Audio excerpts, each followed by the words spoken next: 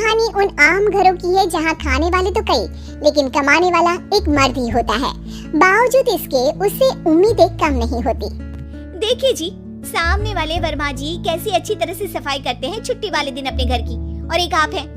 अरे यार, उनके पास कार है, ऑफिस पास में है और हफ्ते में 2 दिन की छुट्टी होती है, तो फर्क तो पड़ता है ना। मेरी तो शादी ही गलत हो गई।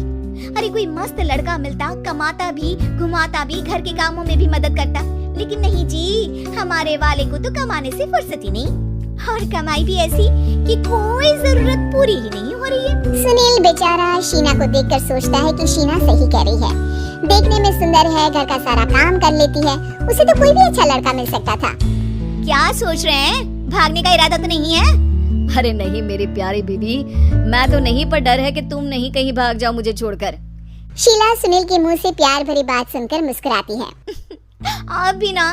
सुनील एक दिन ऑफिस से घर आता है कि तभी शीना कहती है, सुनिए जी, वो मेरी सहेली आई थी, सारा दिन वो लोग यहीं थे, अब जा रही थी तो मैंने कहा नहीं मेरे पति छोड़ आएंगे ना तुम्हें, तो रोक लिया मैंने।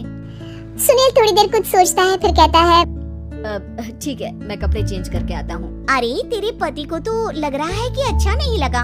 अरे नहीं ऐसी कोई बात नहीं है, रुको मैं अभी उन्हें घर के कपड़े देकर आती हूँ। शीना अंदर जाती है जहाँ सुनील पलंग पर लेटा होता है। अरे क्या मजाक है, वो कह रही है कि आपने मुंह बना लिया। सही तो कह रही है, सुबह से अब ऑफिस से लौटा हूँ, एक कप चाय का तो पूछा नहीं। 20 किलोमीटर जाओ और आओ, और फिर कल उसी टाइम पर ऑफिस। अरे यार, मुझे गाड़ी चलानी आती ना तो बोलती भी नहीं आपको, और कौन सा रिक्शा खींच कर जाना है आपको। सुनील अब क्या बोलता। रात देर से आता है और सो जाता है। अगले दिन शरीर दर्द हो रहा है।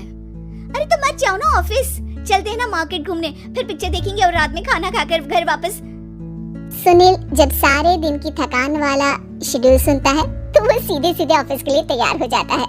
अब आए दिन शीना की डिमांड बढ़ती चली जाती है और सुनील उसको पूरा भी करता, लेकिन एक दिन, ए जी मेरा भाई आ रहा है, उसे 2 लाख रुपए की जरूरत है।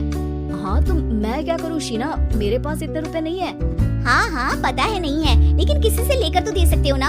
अरे मैं किससे मांगू, मेरे तो जानने में भी कोई नहीं है जिसके पास इतनी बड़ी रकम हो। तभी वहाँ शीना का भाई शीनू आ जाता है। जीजा जी कैसे हैं आप?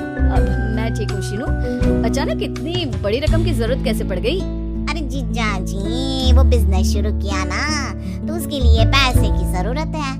काफी हो चुका है, थोड़ा पैसा बचता है तो मैंने सोचा आपसे ले लूं। अब देखो, मेरे ऑफिस में कुछ लोग हैं जिनकी सेविंग अच्छी है, मैं उन लोगों से बात करके देखता हूँ। सुनील ऑफिस से किसी से पैसे लेकर शीना को दे देता है। शीना वो पैसा भाई को दे देती है। 2 महीने बाद, अरे यार शीना, वो ऑफिस वाला आदमी अपने पैसे मांग रहा है, कैसे दूं? अपने भाई से बोलो ना पैसे दे दे। अरे हाँ दे देगा, कहाँ भागा जा रहा है, आप उनको बोल दो कि दे देंगे। थोड़े दिन बाद, शीना वो आदमी मुझसे आज भी पैसे मांग रहा था यार, मैं तंग आ गया हूँ। ऑफिस जाते ही सामने उसका चेहरा दिखता है, क्या बोलूं, बार बार पैसे मांगता है। अच्छा मैं शीनू को फोन लगाती हूँ, बात करके देखती हूँ। शीना भाई को फोन करती है लेकिन वो फोन उठाता ही नहीं। लगता है भाई कहीं ऐसी जगह है जहाँ नेटवर्क की समस्या होगी। सुनील अगले दिन दोपहर को ही घर आ जाता है। उसका चेहरा उतरा और परेशान सा होता है। वो रोने लगता है। अरे क्या हुआ जी, आप इतना परेशान क्यों हैं? सब ठीक तो है ना? अरे नहीं शीना, कुछ ठीक नहीं है, मैं ठीक नहीं हूँ। तुम्हारे भाई के लिए मैंने जो पैसे लिए थे, उस आदमी ने आज भरे ऑफिस में सबके सामने मेरी बेइज्जती कर दी। सबके सामने आज मैं कर्जदार बनकर खड़ा था। मैंने हर वो प्रयास किया घर चलाने के लिए जो मैं कर सकता था, लेकिन अब नहीं होगा। वो फिर रोने लगता है। अरे आप तो औरतों की तरह रो रहे हैं, मर्द हैं आप। क्यों, आदमी के सीने में दिल नहीं होता, या फिर वो इंसान नहीं बशीर होता है? अरे मैं थक चुका हूँ शीना, तुम समझती क्यों नहीं? मैं भी शारीरिक और मानसिक रूप से थकता हूँ, मैं भी आराम करना चाहता हूँ, सुकून चाहता हूँ। मैं अब कुछ नहीं कर सकता। कुछ नहीं। वो बैठ जाता है। शीना पति को हैरान परेशान देखकर चुप हो जाती है। अगले दिन, सुनिए, ये लीजिए 2 लाख रुपए, उस आदमी को दे दीजिए और बोल दीजिए कि आज के बाद किसी को पैसे के लिए बेइज्जत ना करे। सुनील पैसे देखकर राहत की सांस लेता है। अरे शीना, तुमने तो मेरा बहुत बड़ा काम कर दिया। अब मैं शान से ऑफिस जा सकता हूँ। लेकिन ये पैसे आए कहाँ से? ये पैसे मैंने अपने गहनों को गिरवी रख कर लिया है। तुम ठीक रहो, निश्चिंत रहो, मैं बस यही चाहती हूँ। मुझे माफ करना, पर अब मैं समझ चुकी हूँ कि मर्द को भी दर्द होता है।